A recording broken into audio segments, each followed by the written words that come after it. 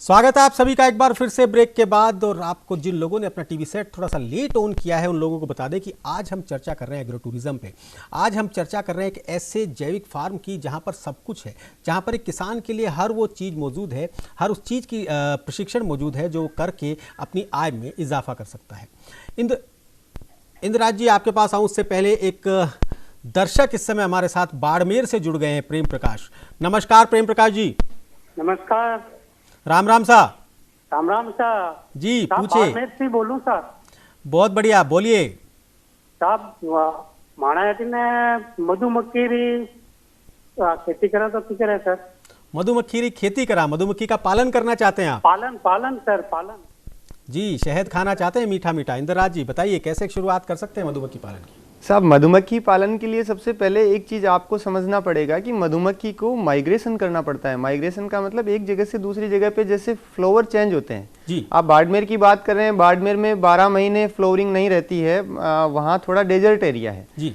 तो आपको वहाँ न रख के मधुमक्खी को कई जगह पे आपको शिफ्ट करना पड़ेगा। जैसे सरसों के सीजन में जहाँ सरसों ज़्यादा होती है, या फिर आपको जैसे सरसों खत्म हो गई है उसके बाद आपको इधर पंजाब हरियाणा साइड में आपको लेके जाना पड़ेगा, तो इसको माइग्रेशन करना पड़ेगा। पहले आपको ये डिसाइड करना पड़ेगा कि क्या हम माइग्रेशन कर सकते हैं, क्या उनका केपेबल हैं या नहीं है। अगर आप उनको माइग्रेशन केपेबल हैं तो आप मधुमक्खी का बहुत अच्छा बिजनेस है, बहुत अच्छा आप इसको डेवलप किया जा सकता है। कितना समय लगता है मधुमक्खी पालन में? अगर हम बात करें कि शहद हमें लेना है तो क्या समय रहता है, क्या प्रक्रिया रहती है इसकी? सर, अगर सीजन की बात करें, इसका भी एक सीजन आता है शहद का। अगर सीजन की बात करें, जैसे सरसों का सीजन आता है, उस वक्त आप अगर उसी वक्त से शुरुआत करते हैं तो आप आज आपने मधुमक्खी चालू किया और आप कल से ही आप शहद लेना चालू कर सकते हैं, कल से ही आप इनकम लेना चालू कर सकते हैं, क्योंकि सबसे ज़्यादा जो शहद जो निकलता है वो सरसों के सीजन में निकलता है। अक्सर सरसों के खेतों के आसपास बहुत सारे बॉक्सेस रखे होते हैं, वही मधुमक्खी पालन के बॉक्सेस होते हैं। उन्हें जो मधुमक्खी पालक होते हैं वो एक जगह से दूसरी जगह ले जाते रहते हैं। और इसी प्रकार से जिस शहद को आप बड़े आसानी से, जो मीठा मीठा स्वाद वाला शहद होता है, उसको बनाने की प्रक्रिया असल में इसी तरीके की है। उसको बनाने के लिए मधुमक्खियों को बहुत सारा काम करना पड़ता है और मधुमक्खियों के पालक को भी बहुत सारा काम करना पड़ता है। चलिए इंद्रराज जी, बात हम ये कर रहे थे कि आपने शुरुआत करी इस चीज़ की, उसके बाद आप आए, पहले जब आपको हासिल हुई, पहली सफलता हासिल हुई, कैसा रेस्पॉन्स रहा उन किसानों का जो आपके पास पहुंचे? सर, मैं बता रहा था कि जब किसान आए, उन्होंने एक बार माहौल देखा तो उनको लगा कहीं गांव में आ गए हैं जी। जब वहाँ आके जब वो लोग उतरे और वहाँ का माहौल देखा, वहाँ का जब एनवायरनमेंट देखा, तो कुछ देर बाद मेरे पास जो उनको लेके आए थे केवीके से राजकुमार जी, रामपुरा रेवाड़ी से केवीके में राजकुमार जी हैं, इंजीनियर राजकुमार जी, वो उनको लेके आए थे। तो उन्होंने मेरे पास आके बोला कि साहब, धरती का स्वर्ग जो होता है ना, ऐसा हमने हमारे हरियाणा में नहीं देखा है जी। और 3 दिन वो हमारे साथ रहे किसान, तो 3 दिन में जो फीलिंग या जो उन्होंने हमें जो आशीर्वाद दिया, वो आशीर्वाद हम पूरी ज़िंदगी नहीं भूल सकते। और उन्होंने भी हमें ये कहा कि हम पूरी ज़िंदगी आपकी मेहमान नवाजी, क्योंकि सर राजस्थान की मेहमान नवाजी कुछ स्पेशल होती है, ऐसा लोगों ने बताया मुझे। तो कहाँ लेके गए आप उन किसानों को, कहाँ लेके जाते हैं और क्या रहता है असल में प्रोसेस, क्या रहता है इसका, पूरा किस प्रकार की कार्रवाई रहती है आपकी? सर, हमारा यहाँ जो जयपुर के आसपास में राजस्थान में जो इनोवेटिव किसान हैं, जो बहुत अच्छा काम इसमें कर रहे हैं, उन किसानों से हमारा संपर्क है। तो हम कोशिश ये करते हैं कि जैसे किसी एरिया से आए, जैसे हरियाणा की साइड से कुछ लोग आए हैं या उत्तरी भारत से कुछ लोग फार्मर्स आ रहे हैं, तो हम उनको, क्योंकि हरियाणा में लोग डेयरी को ज़्यादा प्रीफर करते हैं जी, तो हम लेके गए। जैसे अवाना जी का फार्म है एक जोबनेर के पास में, उनका बहुत अच्छा डेयरी का फार्म है, गिर गाय का फार्म है, वो ब्रीड सुधार का काम कर रहे हैं। इंद्रराज जी, जमवा रामगढ़ से राम बाबू इस समय हमारे साथ जुड़े हुए हैं। जी नमस्कार राम बाबू जी। राम राम साहब। राम राम साहब, राम राम जी। पूछिए, क्या पूछना चाहते हैं? जी। इंद्रराज जी से मैं समय चाहता हूँ मिलने का समय चाहते हैं इंद्रराज जी से। बिल्कुल बिल्कुल। आप इंद्रराज जी बताइए कब मिल सकते हैं? सर, आपका जब भी आपका टाइम मिले, आपको आप फ़ोन करके हमारे फार्म पे आप विजिट कर सकते हैं। आइए, हम लोग वहाँ बैठेंगे, जो भी आप जानना चाहते हैं वो बड़ा डिटेल में डिस्कस करेंगे। जी आपके मोबाइल नंबर दो सर। जी हाँ, इसी नंबर पे, जिस नंबर पे आपने फ़ोन किया था इस कार्यक्रम के बाद, एक बार आप दोबारा फ़ोन करेंगे तो आपको वहाँ से इंद्रराज जी के नंबर आपको मिल जाएंगे। और जी हाँ, बिल्कुल ज़रूर जाइए आप इनके फार्म हाउस में, बहुत ही खूबसूरत जगह है वो। सीमा, आपने कहा कि लोग या मेरे परिवार वाले, आसपास के लोग कहते थे कि आप खेती की तरफ मत जाइए, आप कुछ पढ़िए, कुछ आगे काम कीजिए जिससे कि आप कम से कम कृषि अधिकारी बन सकें या एक लेक्चरर बन सकें। आज आप टीवी पर आई हुई हैं, क्या रेस्पॉन्स होगा उन लोगों का और आपकी सफलता के बाद क्या रेस्पॉन्स रहा उनका? सर जैसे जैसे थोड़ी थोड़ी सफलता मिलती जा रही है हम लोगों को, जैसे हमने शुरुआत किया था तो उस टाइम ये लोग बोलते थे, लेकिन जैसे जैसे उनको दिख रहा है कि ये कुछ अच्छा कर रहे हैं, लोगों के लिए, फार्मर्स के लिए अच्छा कर रहे हैं, तो उनका पॉजिटिव रेस्पॉन्स होने लग गया। जी धीरे धीरे वो सपोर्ट करने लगे, जो हमारे सपोर्ट में भी नहीं थे वो सपोर्ट करने लग गए। और इसके अलावा जैसे बाहर के लोग थे, वो लोग भी बहुत बोलते थे हमारे बारे में कि क्या कर रहे हो तुम लोग, ऐसा खेती में क्या रखा है, तुम पढ़ाई करो, जॉब लगने के बाद में ये सब करना। लेकिन हमने उन लोगों पे ध्यान नहीं दिया और उसको इग्नोर करते गए। लेकिन अब उन लोगों को भी चल रहा है धीरे धीरे, पता है कि जी हाँ, बिल्कुल सही है। काबिले तारीफ होने के लिए वाकिफ तकलीफ होना पड़ता है। तकलीफ आप लोगों ने झेली, लोगों की बातें सुनी, लेकिन अब वक्त है कि आप दुनिया को दिखा दें।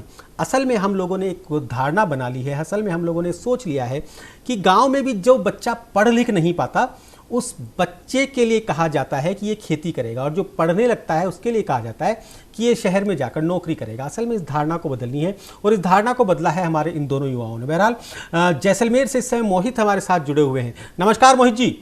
नमस्कार सर जी। जी बहुत बहुत स्वागत है आपका हमारे इस खास कार्यक्रम में। जी पूछिए, क्या पूछना चाहते हैं आप? सर अभी तो मैं रासायनिक खेती कर रहा हूँ जैसलमेर के अंदर, और मुझे जैविक खेती करनी, तो इसके लिए क्या करना होगा? जी हाँ, बहुत अच्छा प्रश्न आपका है इंद्रराज जी। उसी प्रश्न पर हम आ गए हैं घूमते फिरते, जिसकी इस समय बहुत ज़रूरत है। क्या करना चाहिए जैविक खेती करने के लिए? सर देखिए, सबसे पहला आपको जैविक खेती करने के लिए आपका मन आपको बिल्कुल मजबूत करना होगा। आपके मन को मजबूत करना होगा जैविक खेती करने के लिए, क्योंकि जैसे ही आप मार्केट में कहना चालू करेंगे कि मैं जैविक खेती शुरू कर रहा हूं, तो आपको नेगेटिव रेस्पॉन्स आना चालू हो जाएंगे। लोग आपको नेगेटिव करना चालू कर देंगे कि नहीं नहीं, इसमें आपको प्रोडक्शन नहीं मिलेगा। बहुत सारे लोगों की अलग अलग धारणा होगी। आपको पहले कंठस्थ ये करना होगा कि मुझे जैविक खेती करनी है। फिर उसके बाद आधार जो है जैविक खेती का, या हमारे जो हिंदुस्तान की जो खेती है उसका देसी गाय आधार है एक जैविक खेती का, तो आपको वो आप परचेज करें, या आप घर में एक बछड़ी लाएं, उसको आप पालें, उसी से जैविक खेती की शुरुआत होती है। जी उदयपुर से एक और दर्शक इस समय हमारे साथ फोन लाइन पर मौजूद है। जी नमस्कार, राम राम सा, सुन पा रहे हैं हमारी आवाज? जी पूछिए, क्या पूछना चाहते हैं? ये कहाँ पर है आपका ये सब मॉडल? इंद्रराज जी मुखातिब होइए। ये हमारा जयपुर से 11 किलोमीटर दूर पड़ता है, दिल्ली बाईपास के पास। दिल्ली जयपुर से दिल्ली जाते हैं तो उसके पास में 11 किलोमीटर पड़ता है, जयपुर वीकेआई एरिया से। खोरा श्यामदास करके जगह है, वहाँ आप पधार सकते हैं। जी हाँ, एक पूरा मॉडल है, आप उसे एक प्रयोगशाला टाइप में कह सकते हैं। खेत को किस प्रकार से प्रयोगशाला बनाई जानी चाहिए, ये असल में आप वहाँ आकर देखेंगे तो आप देख पाएंगे कि इन युवाओं ने क्या कमाल किया है। जी इंद्रराज जी, बात चल रही थी कि जैविक खेती को आधार बनाने के लिए क्या करना चाहिए, क्योंकि इस समय पर सबसे बड़ी ज़रूरत है। इसे आप इस प्रकार से समझ सकते हैं, जिस तरह से एक धावक को के बारे में कहा जाता है कि अगर उसने रेस जीत ली है, सबसे पहले ये चेक किया जाता है कि क्या उसने किसी प्रकार की किसी दवाइयों का सेवन तो नहीं किया। जी हाँ, असल में विजेता उसी को माना जाता है जिसने बिना दवाइयों का सेवन किए हुए दौड़ को जीता होता है। जैविक खेती वही है। अगर आप किसान हैं और आप अन्नदाता कहलाना चाहते हैं तो आपको जैविक खेती करनी पड़ेगी। अगर आप जैविक खेती नहीं कर रहे, दवाइयों वाली खेती कर रहे हैं, तो आपको अन्नदाता कहलाने का कोई हक नहीं। इंद्रराज जी साहब देखिए, मेरे घर पे पिछले 20 साल से जैविक खेती हो रही है जी। तो मेरे एक चीज़ बहुत अच्छे से समझ में आई सुनील जी सर, कि जैविक खेती करने से आपको बहुत सारे फायदे हैं। लोग कहते हैं कि आपको नुकसान होगा, खेती में नुकसान हो जाएगा, लेकिन जो छुपे हुए फायदे हैं वो हमें दिखते ही नहीं है जी। जैसे मेरे 2 बच्चे हैं, एक 11 साल का है, एक 6 साल का है जी। दोनों बच्चे पैदा होने के बाद दोबारा हॉस्पिटल नहीं गए जी। तो ये एक बहुत बड़ी सफलता मेरे पिताजी की है कि उन्होंने हमें दिया है कि जैविक खेती करके हमें ऐसा खिलाया है कि हमें हॉस्पिटल जाने की जरूरत नहीं है। कितना खर्चा हम एक हॉस्पिटल पे कर देते हैं। इसी तरीके से आप जो दवाइयां लाकर डालते हैं जैविक खेती में, आपको कुछ बाहर से नहीं लाना है, सब हमारे खेत में मौजूद है। इंद्रराज जी, केरल से सुनील हमारे साथ जुड़े हुए हैं। जी नमस्कार। नमस्कार सर जी, कहाँ से बोल रहे हैं आप? जी मैं त्रिवेंद्रम केरला से बोल रहा हूँ। त्रिवेंद्रम केरला से बोल रहे हैं। बहुत बहुत स्वागत है आपका हमारे इस खास कार्यक्रम में। मुझे सुनाई नहीं दिया था, इसलिए मैंने एक बार दोबारा कंफर्म किया कि आप केरल से बोल रहे हैं। सुनील जी बताइए। जी जी जी जी सबसे पहले तो मैं युवाओं को बधाई दूंगा जो बहुत ही बढ़िया काम कर रहे हैं जी। और मैं इनको कुछ अपनी एक राय भी पूछना चाहता हूँ उनसे। जी बिल्कुल। क्योंकि मैं यूरोपियन कंपनियों के लिए काम करता हूँ एज ए एडवाइजर जी, ठीक है। और मुझे एक प्रपोजल आया हुआ है अपने नीदरलैंड से, पोलैंड से। उनके पास कुछ टेक्नोलॉजी है और वो यानी कि ऑर्गेनिक फर्टिलाइजर बनाते हैं, ठीक है। क्या इसमें क्या इस चीज के अंदर यानी कि डेवलप किया जा सकता है इंडिया में? मतलब आप चाहते हैं जैविक फर्टिलाइजर आप चाहते हैं? जी जी जी, वो हमारे पास टेक्नोलॉजी है यूरोप की, आपके पास यानी कि जी जी जी, और आप चाहते हैं कि उन्हें इंदिराज जी के साथ मिलकर उसे डेवलप किया जाए? जी जी जी, बिल्कुल बिल्कुल, क्योंकि हम चाहते हैं, क्योंकि ये इंजन जो जैसे युवाएं हैं ये काम कर रहे हैं। जी हाँ, बिल्कुल, आपने सही जगह और इन्वेस्टमेंट भी है और टेक्नोलॉजी भी है हमारे पास। जी, आपने बहुत सही जगह नंबर डायल किया है। आप इस कार्यक्रम के जस्ट बाद, अब जब दोबारा ये कार्यक्रम पूरा हो जाता है 7 बजे के बाद, जब इसी नंबर पर वापस फोन करेंगे तो आपको इंदिराज के नंबर आपको वहां से मिल जाएंगे। आप दोनों आपस में इसको बात करके इसे आगे बढ़ा सकते हैं। सुनील जी, बहुत बहुत धन्यवाद आपका कि आपने हमारे इस कार्यक्रम में फोन किया और इन युवाओं को प्रोत्साहित किया, क्योंकि आप जैसे लोग जब प्रोत्साहित करते हैं तभी इस प्रकार के लोग आगे बढ़ते हैं। हनुमानगढ़ से निशांत इस समय हमारे साथ फोन लाइन पर जुड़े हुए हैं। जी निशांत जी, नमस्कार, कैसे हैं आप? सुन पा रहे निशांत हमें? जी, लगता है संपर्क टूट गया। इंदिराज जी, बात चल रही थी फिर से जैविक खेती की। आपको पहली बात तो बहुत बहुत बधाई कि आपको जगह जगह से फोन आ रहे हैं और आपके इस प्रयास को बहुत, मैं कहता हूं कि ये सबसे बड़ी सफलता है कि लोग इसे पसंद कर रहे हैं। कैसा लग रहा है आपको? आपको वो समय याद आ रहा होगा जब आपने खुद मिट्टियां भरी थी, खुद आपने पूरे खेत को खोदा था, क्योंकि उस समय मुझे भी आपके यहाँ जाने का मौका मिला था। सर, सबसे पहले तो मैं आपको बहुत बहुत धन्यवाद देना चाहता हूं कि आपने हमें एक आधार दिया। हम लोग जो कर रहे थे उसको आप पूरे देश के सामने लेके आए। मैं नतमस्तक हूं। आपने जो मदद करी है या जो हमारे लिए जो किया है हमें, क्योंकि सबसे बड़ी खुशी जिसको होगी ना, वो मेरे पिताजी हैं जी। उन्होंने हमेशा मुझे सपोर्ट, पीछे से सपोर्ट किया। उन्होंने मेरे सामने कभी नहीं कहा कि मैं आपको सपोर्ट कर रहा हूं, लेकिन मेरे पीछे से उन्होंने सपोर्ट किया जी। जैसे अभी कुछ दिन पहले आप मिले थे शायद पापा से। हाँ, बड़े खुश नजर आ रहे थे, उनकी आंखों में चमक आपसे ज्यादा थी। इससे पहले कि आपसे और बात करें, उज्जैन से देवी सिंह हैं जो कि महाकाल की नगरी से आपसे बात करना चाहते हैं। देवी सिंह जी, नमस्कार। खेती का मामला में देख रहा था सर। देवी सिंह जी, एक बार दोबारा पूछिए, आपकी आवाज हम तक ढंग से नहीं पहुंच पाई है।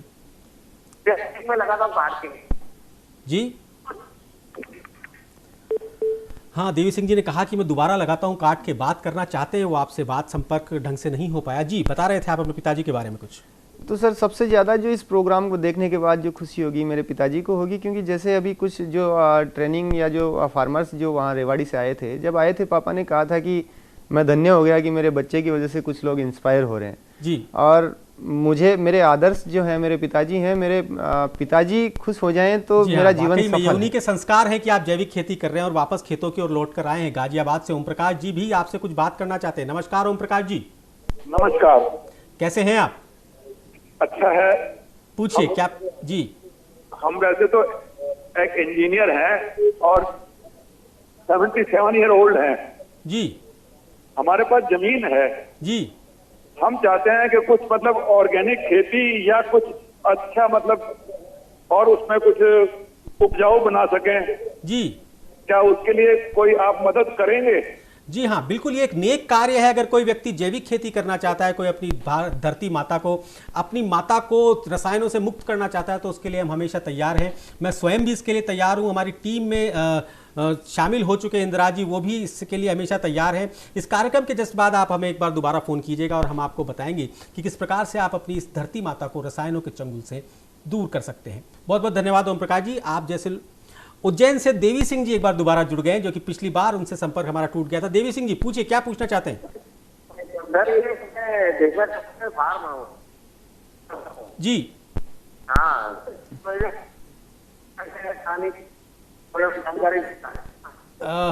इंदिरा जी, शायद आप कुछ समझ पाए, मैं समझ नहीं पा रहा हूँ साहब। मेरे हिसाब से सर कह रहे हैं कि मुझे फार्म हाउस देखना है। जी देवी सिंह जी, अगर आपको फार्म हाउस देखना है तो आपका स्वागत है, आप जयपुर आ सकते हैं। जी बिल्कुल, आपको मैं सोचता हूँ इंदिरा जी आप अपना नंबर बता दीजिए जिससे कि लोग आपसे संपर्क करके सीधे आपसे बात कर सकें। जी, मेरा नंबर है 966 966 7 9667 090201। 9667090201। जी इंदिरा जी, लोग आने वाले हैं, आपके पास बहुत सारे फ़ोन घनघनाने वाले हैं। जिस प्रकार से आज हमारे यहाँ फ़ोन आ रहे हैं वो वाकई में एक बहुत अच्छा शगुन है। क्यों सीमा जी, कैसा लग रहा है आपको, कैसा महसूस कर रही हैं आप? जी सर, बहुत अच्छा महसूस कर रही हूँ कि हम किसी का जरिया बनेंगे, किसी को आगे बढ़ने में, खेती का हो या फिर किसी एग्रो टूरिज्म का हो, या फिर हम किसी की हेल्प कर सके, तो हमारे को बहुत गौरवान्वित महसूस हो रहा है। जी सीमा, वाकई आपने बहुत अच्छा काम किया, आप दोनों ने मिलकर बहुत अच्छा काम किया। जय जय किसान में एक बार फिर से वक्त है तेरा। जी, आपने कार्यक्रम के शुरू में कहा था कि मुझे पहली सफलता एक्सपोजर टूर से मिली, एक्सपोजर विजिट से मिली। क्या है एक्सपोजर विजिट? थोड़ा सा मैं चाहूँगा कि आप बताएं हमारे दर्शकों को। सबसे जो चीज़ है सबसे बड़ी, हमारा जो मकसद है, हमारा जो एम है या हमारा मिशन हम बोल सकते हैं, हम लोग चाहते हैं कि हर किसान जो है वो अपने बच्चे को यूं कहे कि मेरा बच्चा किसानी करेगा जी। और वो तभी संभव है जब किसानी फायदे का सौदा हो। और फायदे का सौदा कब होगा? जब हम नई नई टेक्नोलॉजीज हैं या खेती के खर्चे कम हैं और इनकम ज़्यादा हो, इस तरह का जब हम काम करेंगे तो ये किसानी जो है वो फायदे का सौदा होगा। रोकना चाहूंगा, हरिप्रसाद रावत सर से हैं, उनका प्रश्न भी ले लेते हैं, एक साथ दोनों का जवाब दीजिएगा। जी नमस्कार हरिप्रसाद जी। जी नमस्कार सर, राम राम सर। राम राम साहब, पूछिए क्या पूछना चाहते हैं हरिप्रसाद जी। सर मैं आपका ये जो प्रोग्राम है डेली देखता हूँ हर शनिवार को। जी तो बहुत बहुत आभार आपका। हाँ, निवेदन करना चाहूंगा सर कि आप मछली पालन के कार्यक्रम के बारे में थोड़ा दिखाओ, क्योंकि इसके कार्यक्रम में देखने की इच्छा है और प्रोग्राम करने की और प्रोजेक्ट लगाने की इच्छा है हमारी। जी हाँ, वाकई हम मानते हैं इस बात को कि आप हमारा कार्यक्रम लगातार देख रहे हैं, क्योंकि मछली पालन पे हमने अभी तक कोई कार्यक्रम नहीं किया, परंतु हाँ आपकी बात को बिल्कुल रखा जाएगा, आपकी बात को बिल्कुल माना जाएगा और बहुत जल्द हम मत्स्य पालन, मछली पालन से संबंधित कार्यक्रम जरूर लेकर आएंगे। जी इंदिरा जी बताइए, क्या बताना चाह रहे थे आप एक्सपोजर टूर्स के बारे में? तो हमें जो हमारा जो एम था वो कैसे पूरा हो? हमारा एम था कि हर धरती पुत्र जो है, हर जो किसान है वो जैविक खेती चालू करे या वो अपने बच्चों को जहर खिलाना बंद करे, क्योंकि किसान जो है वो पालनहार है, किसान जो है वो देवता है। हमने देवता को नहीं देखा, लेकिन किसान को एक देवता के रूप में हमने देखा है, क्योंकि पूरे संसार का पेट किसान पालता है जी। अब वो किसान जो है वो खुद के बच्चों को भी जहर खिला रहा है और दूसरे लोगों को भी जहर खिला रहा है, तो कहीं ना कहीं वो सब गड़बड़ हो रहा है उसमें। तो हमें जो एक्सपोजर विजिट्स की बात है, हम लोग चाहते हैं कि किसान हमारे पास आएँ और वो यहाँ हमारे जयपुर में या राजस्थान में जो जो चीज़ें हो रही हैं, जो अच्छी चीज़ें किसानी को लेकर हो रही हैं, जैविक फार्मिंग है या फिर डेयरी का है, जैसे जैविक का जो है उसको वो लोग आके एक बार देखें। इंदिरा जी मुंबई से हमारे साथ में एक दर्शक जुड़े हुए हैं। जी नमस्कार, राम राम साहब। राम राम। जी जी हेलो जी पूछिए, सुन पा रहे हैं हम आपकी आवाज। मैं बम्बई से बोल रही हूँ। मुझे ये जो इंद्रराज जाट हैं उनका नंबर चाहिए, क्योंकि उन्होंने अभी बताया लेकिन मैं लिख नहीं पाई। जी अच्छा, उन्होंने नंबर बताया, आप लिख नहीं पाए। इंदिरा जी एक बार दोबारा नंबर बताइए आप। जी उनको तो बोर्ड वो नंबर जैसे नीचे एक्सपर्ट का नंबर आते हैं ना, ऐसा नंबर लिख दो तो फिर लिख सकते हैं। जी हाँ, बहुत अच्छा सुझाव है आपका कि हमें उनका नंबर डिस्प्ले करना चाहिए। अगली बार से हम ध्यान रखेंगे। इंदिरा जी बहुत जल्दी से आप अपना एक बार नंबर बता दीजिए जिससे कि वो लिख पाएं। 9667 090201 9667 090201। जी आशा है आपने नंबर लिख लिया होगा। अगर आप अभी भी नंबर नहीं लिख पाए हैं तो कल ये कार्यक्रम एक बार दोबारा 6 से 7 पर रिपीट होगा। उस समय पर भी आप इस कार्यक्रम को देखकर इनका नंबर एक बार दोबारा से सुन सकती है। बहुत बहुत धन्यवाद, बहुत बहुत आभार आपका कि आपने हमें फ़ोन किया। इंदिरा जी तो हमें एक्सपोजर विजिट्स का जैसे हमें आइडिया मिला नाबार्ड जो डीडीएम है उन्होंने हमें आइडिया दिया कि हमें किसानों को दिखाना है, क्योंकि वहाँ के किसानों को बहुत सख्त आवश्यकता है जी। इसी तरीके से हम उम्मीद करते हैं कि हम जो कर रहे हैं या हमारे आसपास जो अच्छे किसान हैं जो कुछ अच्छा डेवलप कर रहे हैं, जैसे सुरेंद्र अवाना जी हैं या हमारे 22 गोदाम पे एक ऑर्गेनिक फार्म है भंवर सिंह जी का, वो है आपका सनराइज पार्क करके है जो औषधीय पौधों के लिए काम कर रहे हैं। इस तरह के बहुत सारे फार्म हैं जहां हम बहुत सारी चीज़ें सीख सकते हैं। एक मिनी इजराइल करके राजस्थान में है। तो हम लोग चाहते हैं किसान आएँ और राजस्थान में जो चीज़ें हो रही हैं ऑर्गेनिक को लेके उनको देखें और वो वहाँ अप्लाई करें, जिससे कि हमारी धरती को हम लोग जैविक कर सकें या केमिकल मुक्त कर सकें, जहर मुक्त कर सकें। क्या इरादे हैं आपके, क्या आपने लक्ष्य तय किया हुआ है भविष्य में और क्या करना चाहते हैं इंद्रराज? सर मेरा पूरा जीवन समर्पित है जैविक खेती के लिए। मेरा जो उद्देश्य है, मैं यही करना चाहता हूँ कि आने वाला जो वक्त हो, हर घर हर बच्चा जहर खाना बंद करे, बस केमिकल खाना बंद करे। क्योंकि जो भी आज हम खा रहे हैं, आज हमारी थाली में कितना जहर है ये हमें भी पता नहीं है। आज हमारी उम्र कम हो गई है, रोगों से जकड़ते जा रहे हैं। तो इससे पूरा देश हमारा मुक्त होना चाहिए, क्योंकि ये खेती प्रधान देश है, कृषि प्रधान देश है, और हम ही यहाँ जहर खा रहे हैं तो पूरी दुनिया का क्या हाल होगा फिर। जी हाँ, बिल्कुल सही कहा। सीमा, आपने क्या सोचा हुआ है आगे, आप इसे और आगे कहाँ तक लेकर जाना चाहती हैं? सर मैं इतना कहना चाहती हूँ कि सबसे पहले तो हम किसानों के बारे में ही सोचेंगे। जी। और जैविक फार्मिंग की रही बात, तो हम चाहते हैं कि राजस्थान ही नहीं पूरा इंडिया जैविक होना चाहिए। जी। जैसे कि एक दो स्टेट है जो इंडिया में जैविक है, सिक्किम है, उत्तराखंड में भी अभी हुआ है रिसेंटली। तो मैं चाहती हूँ कि राजस्थान से शुरुआत हो और पूरे देश को हम जैविक बना सकें, उसकी पहल लेके हम निकले हैं। तो ये हमारा सफ़र आशा करती हूँ अच्छा होना चाहिए। जी हाँ, बिल्कुल बहुत अच्छे काम पे आप लोग निकले हैं। जिस प्रकार से हमने कभी अंग्रेजों से लड़कर भारत माता को स्वतंत्र कराया था, ठीक इस समय पर आवश्यकता है इस अनुष्ठान को आगे बढ़ाने की, कि हम अपनी धरती माता को इन रसायनों से दूर कर सकें, इन विदेशी दवाइयों से दूर कर सकें, और जिससे कि अन्नदाता के खेत से जो निकले वो सिर्फ और सिर्फ पोषण निकले, जहर का नामो निशान नहीं हो। इंद्रराज जी, आगे के जो टूर्स हैं, आगे के जो आपने कहा कि एक्सपोजर टूर्स हैं, उनके लिए आप किस प्रकार से लोगों से संपर्क करते हैं? सर जैसे डीडीएम साहब ने हमारे पास भेजा टूर, एक्सपोजर टूर, तो हम उन्हीं को कहते हैं कि आपको लगता है कि यहाँ आपके किसानों ने रोकना चाहूंगा, दशरथ सिंह इस समय आपसे बात करना चाहते हैं, जो कि इस समय पर जुड़े हुए हैं हमारे साथ फोन लाइन से। नमस्कार दशरथ जी। नमस्कार सर, नमस्कार। कैसे हैं आप? बस बढ़िया, फर्स्ट क्लास। जी दशरथ जी, पूछिए, क्या पूछना चाहते हैं आप? इंदिरा जी से मेरा ये है कि जीवामृत जो खाद है वो कैसे बनाई जाती है? जी हाँ दशरथ जी, वैसे तो हालांकि बता देंगे, परंतु आपसे भी निवेदन है एक बार इनके फार्म हाउस को जरूर विजिट करें। इंदिरा जी। बिल्कुल बिल्कुल। जीवामृत के लिए साहब, जीव का अमृत इसको बोल सकते हैं हम। इसका विभाजन करें तो जीव का अमृत, जिसमें जीव हो, उसके लिए आप पीपल के पेड़ के नीचे की मिट्टी, बेसन, गुड़ और गोमूत्र देसी गाय का और गोबर, इनको 2-2 किलो की मात्रा में आप लें और उसको 7 दिन तक उसमें 200 लीटर में पानी में डाल के उसको 7 दिन तक आप उसको सुबह सुबह हिलाएं। 7 दिन बाद में उसमें भीनी भीनी खुशबू आना चालू हो जाएगी, वो जीवामृत उसका आपका 7 दिन में तैयार हो जाएगा। जी हाँ, ये जो सौंधी महक जिसकी बात कर रहे हैं, भीनी भीनी खुशबू जिसकी आप बात कर रहे हैं, ये वाकई में हम सभी जीवों के लिए अमृत है। और जब किसान इसे बनाना सीख लेता है तो वाकई में आधी जंग वो जीत लेता है। क्यों इंदिरा जी, क्या मैं सही कह रहा हूँ? जी बिल्कुल सर, जीव ये संसार का आधार है जीव, और जो खेती होनी चाहिए वो जीव के आधार पर ही होनी चाहिए।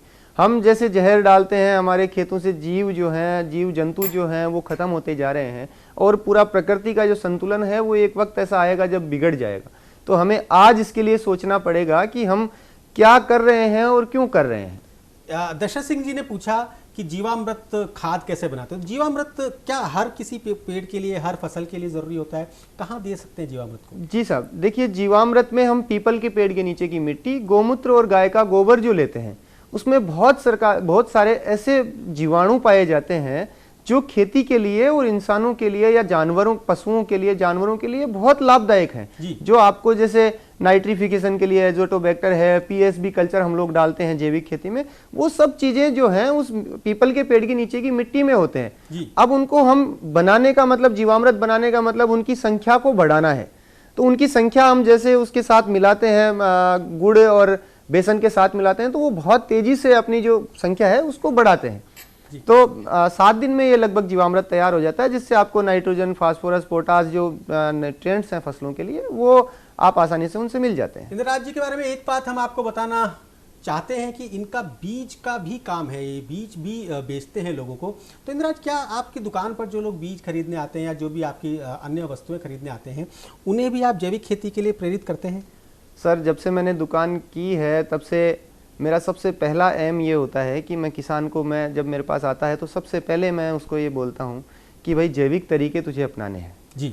फिर भी किसान कोशिश करता है, नहीं हो पाता है, फिर उसको बताते हैं, फिर भी वो नहीं कर पाता है, तो हम थोड़ा कुछ केमिकल और थोड़ा सा उसको जैविक के ऊपर लेके जाते हैं। धीरे धीरे उस किसान को डाइवर्ट करते हैं। ऐसे ज़्यादा तो नहीं है लेकिन 100-200 किसान ऐसे हैं मेरे नॉन जो हैं, उनको हम 70, 80, 90% एक और किसान सीकर से सतबीर आपसे बात करना चाहते हैं। जी सतबीर जी नमस्कार। राम राम साहब। जी साहब मेरे क्या फार्म हाउस है, तो भी मैं पपीता का पेड़ उगा पहुंचाऊं जी, और जैविक तरीका से पेड़ लगा पहुंचाऊं फल का। पपीते के पेड़ लगाना चाहते हैं, पपीते का उत्पादन शुरू करना चाहते हैं जैविक विधि से, जैविक तरीका से करना चाहूँ सर। कैसे शुरुआत करनी चाहिए इन्हें इंदिरा जी, बहुत संक्षेप में, समय की सीमा है अब। जी, जैविक के लिए आपको कुछ चीज़ें बनानी हैं। जैसे पपीता में जो है 2-3 चीज़ों की दिक्कत आती है, जैसे जड़ गलन, तना गलन जो होता है उसकी, या वायरस की या जड़ गांठ की समस्या आती है। उसके जैविक तरीके हैं, वो आप फ़ोन पे हमसे संपर्क करके वो पता कर सकते हैं सर। जी, ये हुई बागवानी की बात, ये हुई खेती की बात, ये हुई फसलों की बात, और हमने जैविक खेती के साथ साथ बात करी नस्लों की बात भी। इंदिरा जी, ये सारी बातें हुई, युवाओं को आप किस प्रकार से चाहेंगे कि वो खेती की तरफ आएँ? क्या कहना चाहेंगे उन युवाओं को जो कि आपके समकक्ष हैं, आपसे छोटे हैं या आपके बराबर हैं, आपसे बड़े हैं? सर, मैं मेरे साथियों से, मेरे छोटे भाइयों से कहना चाहूँगा कि इस दुनिया में खेती से बड़ा जी कोई दूसरा धंधा, अगर धंधे की बात करें, बिजनेस की बात करें, तो इस दुनिया में इससे बड़ा दूसरा कोई बिजनेस नहीं है। क्योंकि आपने अभी जस्ट जो काल निकला है उसमें एक अकेला बिजनेस ऐसा था जो जिसने देश को अपने बलबूते पर खड़ा रखा है। कृषि एक ऐसा संसाधन है, आदमी सब चीजों के बगैर रह सकता है लेकिन खाए बगैर नहीं रह सकता है। तो इसको अगर सही तरीके से किया जाए तो ये बहुत बड़ा बिजनेस क्रिएट हो सकता है। जी, सीमा क्या कहना चाहेंगे अपने किसान भाइयों को, खासकर महिला किसानों को, कि खेती में असल में कहा जाता है किसान है, परंतु उससे आधे से ज़्यादा काम असल में महिलाएं करती हैं, और केमिकल की मार सबसे ज़्यादा पड़ती भी महिलाओं को ही है। जी सर, मैं महिलाओं से ये इतना कहना चाहती हूँ कि मतलब महिलाएं पूरे दिन खेत में काम करती रहती है और उनको इग्नोर किया जाता है। वो घर का काम करती है और खेत का भी करती है, लेकिन उनको इग्नोर किया जाता है। मैं ये चाहती हूँ कि छोटे छोटे जो उद्योग हैं, अब वो जैसे कि पापड़ बनाने का या फिर ड्राइंग का, या मतलब बहुत सारे ऐसे हैं, हजारों हैं, तो उनको एक बड़ा रूप करके, एक ग्रुप बना के महिलाएं कर सकती है और इसकी हमारे से ट्रेनिंग भी ले सकती है। तो मैं चाहती हूँ कि महिलाएं भी इस एग्रीकल्चर से रिलेटेड उद्योग में आगे आएँ। और जी, बहुत बढ़िया सीमा। इंदिरा जी, एक लास्ट स्टेटमेंट आपका किसानों के लिए, क्या अपील करना चाहेंगे किसानों से, उन किसानों के लिए जो कि इस समय पर भी केमिकल की खेती कर रहे हैं, जो कि इस समय पर भी अपने खेतों में जहर उगा रहे हैं, जो कि इस समय पर भी असल में 125 करोड़ हिंदुस्तानियों के लिए नुकसान कर रहे हैं? सर, मैं 125 करोड़ पे नहीं जाके, आपने कहा 125 करोड़, मैं सिर्फ उनके घर की बात करना चाहता हूँ जो आज भी खेत में जहर डाल रहे हैं। जी, किसान भाइयों, एक बात याद रखना, अगर अपने बच्चे को भी जहर खिलाया तो पिता होने का आपको कोई अधिकार नहीं है। जी, हम कहते हैं हम खेती कर रहे हैं अपने बच्चों को पालने के लिए, पढ़ाने के लिए, उनके अच्छे जीवन के लिए, और हम जब पैदा हुआ है तब से उसे जहर, जब माँ के पेट में है तब से उसे हम जहर दिए जा रहे हैं। ये सबसे बड़ा अन्याय होगा। आप सब लोगों से अपील है, सब किसान भाइयों से और सब शहरी लोगों से भी अपील है कि आप जैविक खाना चालू करें तो किसान उगाना भी चालू करें। जी हाँ, बिल्कुल सही बात है। और खाली इंदिराज के कहने से कुछ नहीं होगा, खाली किसानों के उगाने से भी कुछ नहीं होगा। मैं हर उस आम आदमी से कहना चाहता हूं कि आप बाजार में जाकर जैविक मांगना शुरू तो कीजिए, हमारे किसान जैविक उगाने लगेंगे। असल में वो इस समय जैविक इसलिए नहीं उगा रहे क्योंकि बाजार में जैविक की मांग कम है। आप जैसे जैसे इस मांग को बढ़ाएंगे, निश्चित तौर पर जो हमारा किसान दिन रात भूल कर, सर्दी बरसात भूल कर खेतों में काम करता है, उसे कुछ भी नहीं लगेगा, वो जैविक उगाने लगेगा। जी हाँ, तो ये था हमारा आज का कार्यक्रम। हमारे दोनों युवा दर्शकों का, हमारे दोनों युवा मेहमानों का हम बहुत बहुत धन्यवाद कि वो हमारे स्टूडियो में आए, उन्होंने बहुत अच्छी अच्छी बातें बताई। और धन्यवाद उन सभी किसान भाइयों का जिन्होंने हमें फ़ोन कॉल्स किए। धन्यवाद उन किसान भाइयों का कि जिन्होंने फ़ोन कॉल किए परंतु हमसे संपर्क नहीं हो पाया। बहुत बहुत धन्यवाद। अगले सप्ताह फिर मिलेंगे आज ही के दिन, आज ही के समय, किसी नए एक्सपर्ट के साथ, किसी नए विषय के साथ। धन्यवाद।